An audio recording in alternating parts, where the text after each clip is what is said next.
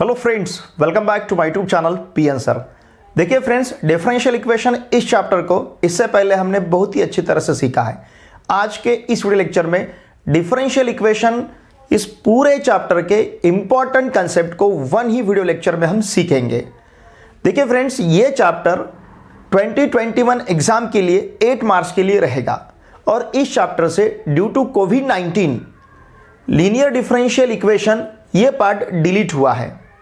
मतलब जहां पे हमें इंटीग्रेटिंग फैक्टर यूज करना था वो पार्ट इस साल के लिए डिलीट किया गया है। अब यही पार्ट आपको MST CET 2021 में भी पूछा नहीं जाएगा।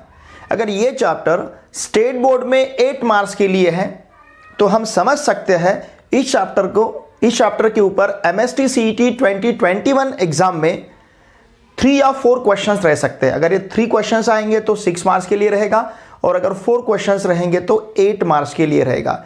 लेकिन 3 से कम और 4 से ज़्यादा क्वेश्चंस इस चैप्टर पे नहीं रहेंगे।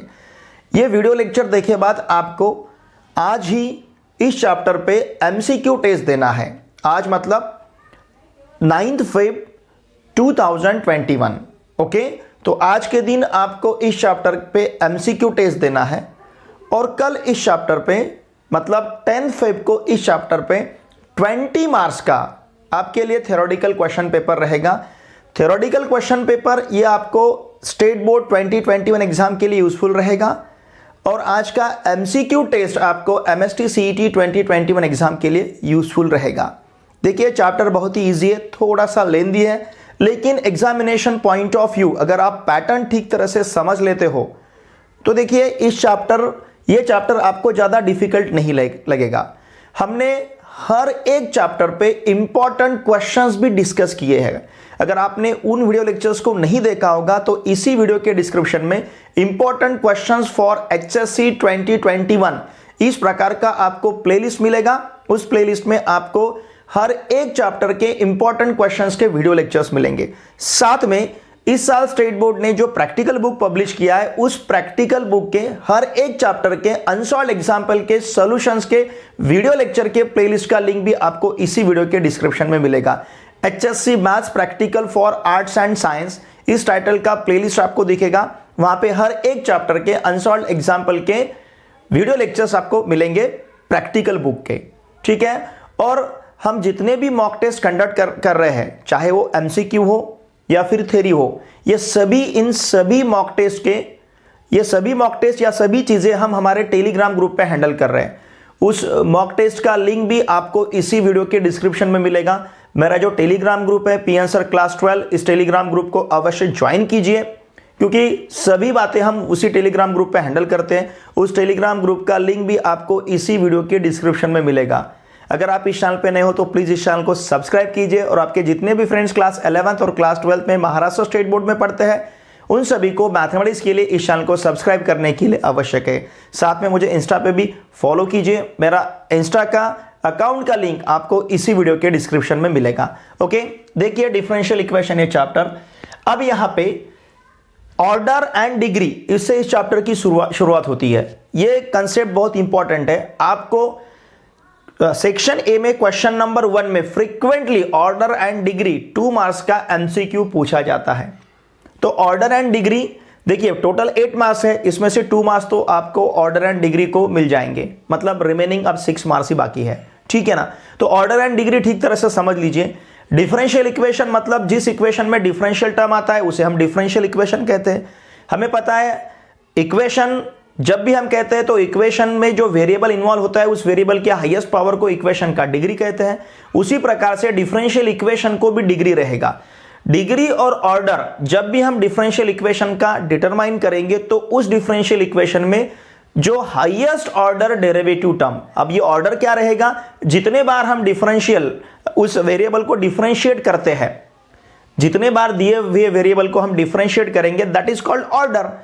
लेकिन ऑर्डर और डिग्री जब भी हमें डिटरमाइन करना है तो कुछ बातों पे हमें ध्यान देना पड़ेगा। Look here, the order of differential equation is the order of highest order differential coefficient appearing in it. जो हाईएस्ट ऑर्डर डिफरेंशियल टर्म रहेगा उसका order that is the order of that differential equation.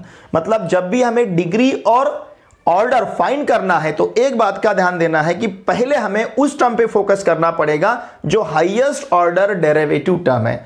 Order मतलब जितने बार हम उसे differentiate करते हैं, d2y/dx², dy/dx, d3y/dx³ इन प्रकार d3y/dx³ मतलब 3 टाइम डिफरेंशिएट किया है, d2y/dx² मतलब 2 टाइम डिफरेंशिएट किया है, dy/dx मतलब 1 टाइम डिफरेंशिएट किया है। जितने बार डिफरेंशिएट करते हैं उसे हम उस डिफरेंशियल इक्वेशन का या फिर उस टर्म का ऑर्डर कहते हैं। Okay, look here, the degree of the differential equation is the degree of the highest order derivative occurring in it.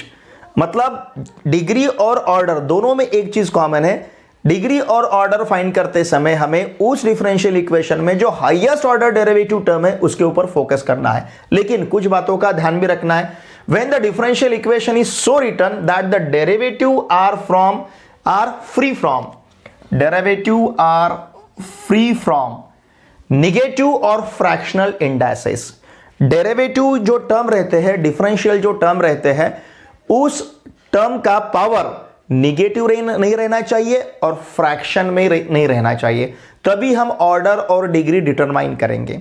मतलब हमें डिफरेंशियल इक्वेशन का ऑर्डर और डिग्री तब फाइंड करना है, तब डिटरमाइन करना है जब डिफरेंशियल टर्म का पावर निगेटिव नहीं रहेगा और फ्रैक्शन नहीं रहेगा। तो अगर सपोज डिफरेंशियल इक्वेशन में डिफरेंशियल टर्म का पावर निगेटिव रहता है तो उसे हमें पॉजिटिव में कन्वर्ट करना पड़ेगा। अगर फ्रैक्शन रहता है तो उसे हमें इंटीजर में कन्वर्ट करना पड़ेगा। उसके बाद ही हम उस डिफरेंशियल इक्वेशन का ऑर्डर और डिग्री डिटरमाइन करेंगे। तो ऑर्डर एंड डिग्री डिटरमाइन करने के लिए पहले हमें किस बात का ध्यान रखना है, जो डिफरेंशियल टर्म है उसका पावर या तो निगेटिव नहीं रहना चाहिए या फिर फ्रैक्शन नहीं रहना चाहिए। ओके, तो इस प्रकार से ऑर्डर और डिग्री, देखिए अगर ये बातें आप ठीक तरह से समझ लेते हो तो आपको इस चैप्टर पे 2 मार्क्स अपने आप मिल जाएंगे। लेकिन इसके लिए ऑर्डर और डिग्री हमें ठीक तरह से समझ लेना है। ओके, आपको एमएसटी सीईटी में भी ये क्वेश्चन फ्रीक्वेंटली पूछा गया है ऑर्डर और डिग्री के बारे में। ठीक है, तो देख लीजिए और अपना जो एमसीक्यू टेस्ट आज होने जा रहा है उसे अच्छी तरह से अटेम्प्ट कीजिए, अच्छी तरह से प्रिपरेशन करके अटेम्प्ट कीजिए, क्योंकि इन्हीं प्रकार के क्वेश्चंस आपके एमएसटी सीईटी 2021 एग्जाम में रहेंगे।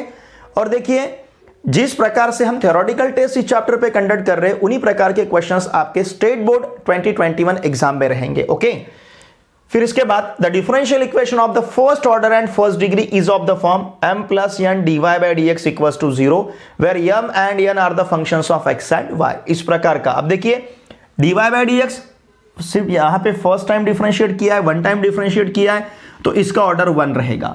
ओके, और ये डिफरेंशियल टर्म का पावर 1 दिख रहा है हमें, तो इसका डिग्री भी 1 रहेगा। If the differential equation can be put in the form f1x dx + f2y dy = 0 then such differential equation are said to be in the variable separable form। अब ये वेरिएबल सेपरेबल फॉर्म क्या होता है, देखिए जब भी हमें डिफरेंशियल इक्वेशन को सॉल्व करना है, मतलब जब भी डिफरेंशियल इक्वेशन को सॉल्व करना है मतलब उसे इंटीग्रेट करना है। लेकिन डिफरेंशियल इक्वेशन को सॉल्व करना है मतलब उसे इंटीग्रेट करना है, ये बातें हम तभी कर सकते हैं जब वो differential equation variable separable form में रहेगा। VSF, variable separable form. क्या रहता है variable separable form?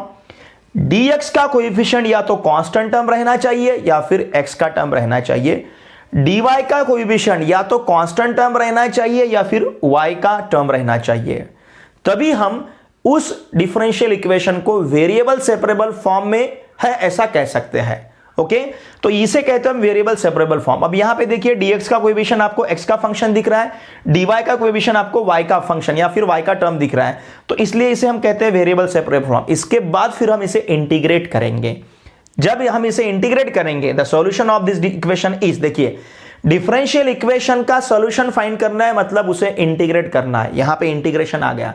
Differential equation इस चैप्टर में डिफरेंशिएशन इंटीग्रेशन दोनों का कॉम्बिनेशन है, इसलिए हमें डिफरेंशिएशन ठीक तरह से समझ लेना है, इंटीग्रेशन ठीक तरह से समझ लेना है। इन दो कंसेप्ट को अगर हम ठीक तरह से समझ लेते हैं तो डिफरेंशियल इक्वेशन ये चैप्टर हमारे लिए डिफिकल्ट नहीं रहेगा। इसलिए पहले डिफरेंशिएशन अच्छी तरह से समझ लीजिए, फिर इंटीग्रेशन अच्छी तरह से समझ लीजिए, फिर डिफरेंशियल इक्वेशन का प्रिपरेशन हमें करना है। Okay, f1 of x dx integration of f1 of x dx plus integration of f2y dy equals to, अब यहां पे c क्यों लिया है, बिकॉज जब भी इंटीग्रेट करेंगे ये जीरो की जगह हमें सी लेना पड़ेगा, इंटीग्रेशन कांस्टेंट वहां का, ठीक है। तो इस प्रकार से हमने इसे इंटीग्रेट किया है। देखिए इक्वेशन से डिफरेंशियल इक्वेशन तैयार करना है तो डेरिवेटिव लेना पड़ेगा, डिफरेंशियल इक्वेशन से इक्वेशन तैयार करना है तो इंटीग्रेट करना पड़ेगा। A differential equation of first order and first degree is said to be homogeneous if it is of the form dy by dx equals to f1 of x comma y upon f2 of x comma y, where f1 and f2 are functions of same degree in x and y. Okay, such an equation can be reduced to the variable separable form. अब मैंने पहले आपको बताया है हमें differential equation को solve करना है, मतलब उसे इंटीग्रेट करना है। हम उसे तभी इंटीग्रेट करेंगे जब वो वेरिएबल सेपरेबल फॉर्म में रहेगा। जब तक वो वेरिएबल सेपरेबल फॉर्म में नहीं रहता है तब तक हमें उसे इंटीग्रेट नहीं करना है। कुछ प्रॉब्लम में आपको दिया हुआ differential equation variable separable form में नहीं दिया होगा, या फिर डायरेक्टली हम उसे वेरिएबल सेपरेबल फॉर्म में कन्वर्ट भी नहीं कर सकते। वहां पे हम उस प्रकार के फॉर्म को कहते हैं equation reducible two variable separable form. Differential equation reducible मतलब उसे हम रिड्यूस कर सकते हैं, उसे हम कन्वर्ट कर सकते हैं, reducible two variable separable form. अब इसे वेरिएबल सेपरेबल फॉर्म में रिड्यूस करना है, मतलब क्या करना है, देखिए सिंपल सी बात है, हम वहां पे प्रॉपर सब्स्टिट्यूशन यूज करेंगे। हमें प्रॉपर सब्स्टिट्यूशन यूज करना है। जनरली प्रॉब्लम में आपको y इक्वल्स टू vx इस प्रकार का सब्स्टिट्यूशन यूज करना पड़ता है। नॉट नेसेसरी यही रहेगा, लेकिन मैक्सिमम प्रॉब्लम में हमें इस प्रकार का सब्स्टिट्यूशन यूज करना रहेगा। प्रॉब्लम आपको जब दिया जाएगा वहां पे आपको हो सकता है सब्स्टिट्यूशन भी प्रोवाइड किया जाएगा, बाय यूजिंग सब्स्टिट्यूशन ऐसा कहा जाएगा, ठीक है। तो y इक्वल्स टू vx इस प्रकार का सब्स्टिट्यूशन यूज करके हम इस होमोजीनियस इक्वेशन को वेरिएबल सेपरेबल फॉर्म में कन्वर्ट कर सकते हैं, फिर उसके बाद उसे हम इंटीग्रेट कर सकते हैं। ओके, फिर देखिए the solution of the differential equation in which the number of arbitrary constant is equal to the order of the differential equation is called the general solution of the differential equation. Differential equation का general solution, इसका मतलब क्या, दिए हुए differential equation का जितना order रहेगा, अगर वो ऑर्डर 2 का है तो उसके सॉल्यूशन में 2 आर्बिट्री कांस्टेंट्स रहने चाहिए। Order of the differential equation equals to number of arbitrary constant in the equation in the solution, that solution is called as general solution। किसी भी डिफरेंशियल इक्वेशन का जनरल सॉल्यूशन हम उसी कहेंगे अगर डिफरेंशियल इक्वेशन का ऑर्डर 1 रहता है तो उसके सॉल्यूशन में नंबर ऑफ आर्बिट्री कांस्टेंट की संख्या 1 रहनी चाहिए। अगर डिफरेंशियल इक्वेशन का ऑर्डर 2 रहता है तो उसके सॉल्यूशन में वहां पे आर्बिट्री कांस्टेंट की संख्या 2 रहनी चाहिए, तो उसे हम उस डिफरेंशियल इक्वेशन का जनरल सॉल्यूशन कहेंगे।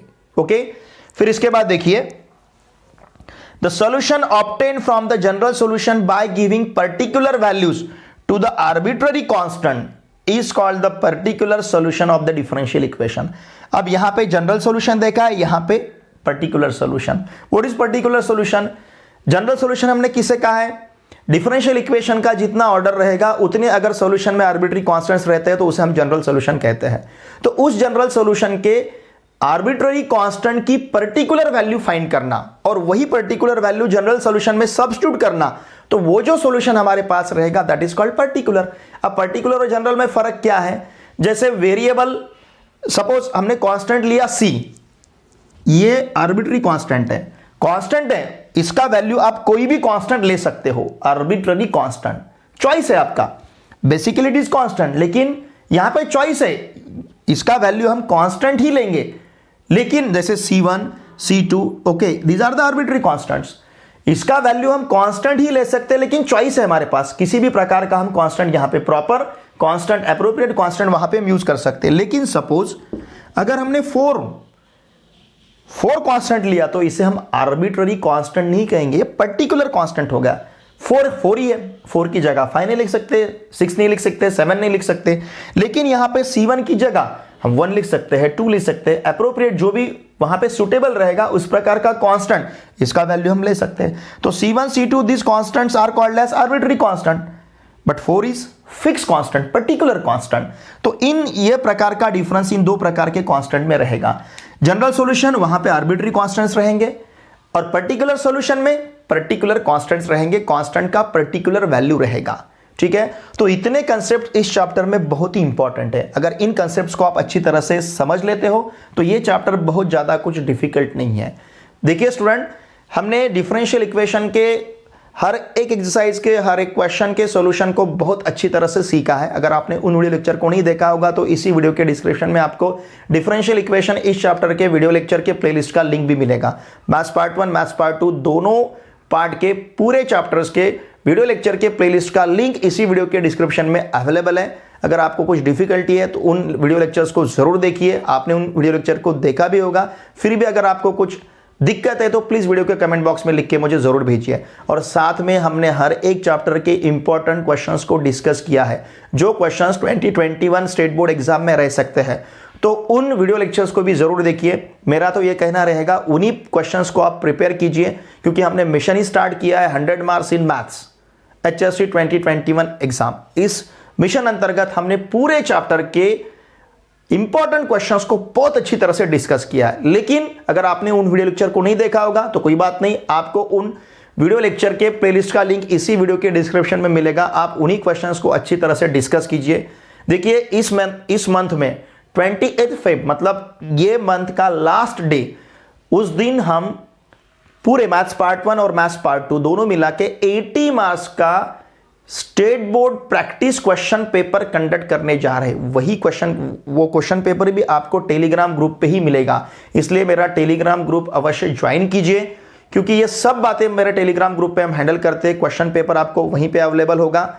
और देखिए उस क्वेश्चन पेपर को अच्छी तरह से प्रिपेयर कीजिए। प्रिपेयर करके क्वेश्चन पेपर आप अटेम्प्ट कीजिए, और उनमें अगर कुछ आपको डिफिकल्टी है तब हम उसका सोल्यूशन भी देखेंगे अच्छी तरह से।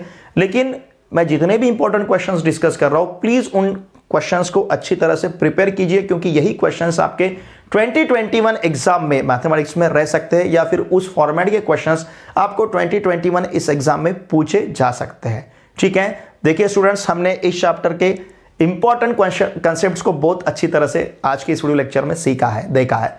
अगर आपको कुछ डाउट है तो प्लीज वीडियो के कमेंट बॉक्स में लिख के मुझे जरूर भेजिए, और इस वीडियो को आपके जितने भी फ्रेंड्स अभी क्लास 12 में महाराष्ट्र स्टेट बोर्ड में पढ़ रहे हैं उन सभी के साथ इसे शेयर कीजिए। आज का टेस्ट अच्छी तरह से, आज का जो MCQ टेस्ट है जहां पे 10 क्वेश्चंस आपको मिलेंगे, 20 मार्क्स का क्वेश्चन पेपर रहेगा। ये क्वेश्चन पेपर कहां सॉल्व करना है इसका लिंक आपको मेरे टेलीग्राम ग्रुप में मिलेगा, या फिर इसी वीडियो के डिस्क्रिप्शन में भी आपको लिंक मिल सकता है। सवेरे 7 से शाम 7 बजे तक ये टेस्ट आपको खुला रहेगा। आपने टेस्ट सॉल्व किए बाद, उसे सबमिट किए बाद तुरंत आपको रिजल्ट मिलेगा। लेकिन रात 8 बजे हम टेलीग्राम ग्रुप पे जितने भी बच्चों ने कलेक्टिवली टेस्ट दिया है उन सभी बच्चों का रिजल्ट हम पब्लिश करेंगे। साथ में जो टॉपर्स है उनके नाम भी हम अनाउंस करेंगे। रिजल्ट हम डिक्लेयर करेंगे, टॉपर्स के नाम हम अनाउंस करेंगे। और इस पूरे महीने का जो स्केड्यूल है टेस्ट का, वो भी मैंने आपको इसके पहले अच्छी तरह से आपको बताया है। अब कौन सा टेस्ट कौन से डे पे, अगर आपने उन वीडियो लेक्चर को उस वीडियो को नहीं देखा होगा तो इसी वीडियो के डिस्क्रिप्शन में वो वीडियो का लिंक भी मिलेगा कि इस मंथ में हर कौन से तारीख को कौन सा टेस्ट है। जैसे आज हमारा MCQ टेस्ट है तो कल इसी चैप्टर पे हमारा थ्योरी टेस्ट है। ये थ्योरी टेस्ट भी आपके लिए बहुत इंपॉर्टेंट है। जिस प्रकार का आपका क्वेश्चन पेपर का फॉर्मेट रहता है, section A, section B, section C, section D, उसी प्रकार का इस चैप्टर पे 20 मार्क्स का क्वेश्चन पेपर आपको मिलेगा। तो इसलिए टेलीग्राम ग्रुप अवश्य ज्वाइन कीजिए और इन टेस्ट को आपके पास रखिए। ये क्वेश्चन पेपर, टेस्ट के जो क्वेश्चन पेपर्स हैं इनको आपके पास रखिए, क्योंकि ये क्वेश्चन पेपर्स आपके लिए बहुत इंपॉर्टेंट है। चाहे MST CET 2021 एग्जाम रहे या फिर स्टेट बोर्ड 2021 एग्जाम रहे, इन सभी के लिए क्वेश्चन पेपर बहुत फायदेमंद रहेंगे, बहुत यूजफुल रहेंगे। ठीक है, देखिए वीडियो देखे बाद कमेंट करना ना भूलिए, इस वीडियो को लाइक जरूर कीजिए और इस वीडियो को आपके फ्रेंड के साथ शेयर कीजिए। और आपको जो भी दिक्कत है, आपकी जो भी समस्या है, आपको जो भी प्रॉब्लम है, प्लीज वीडियो के कमेंट बॉक्स में लिख के मुझे जरूर भेजिए। कुछ सजेशन है वो भी वीडियो के कमेंट बॉक्स में लिख के मुझे जरूर भेजिए। चलिए अब मिलते हैं नेक्स्ट वीडियो लेक्चर में।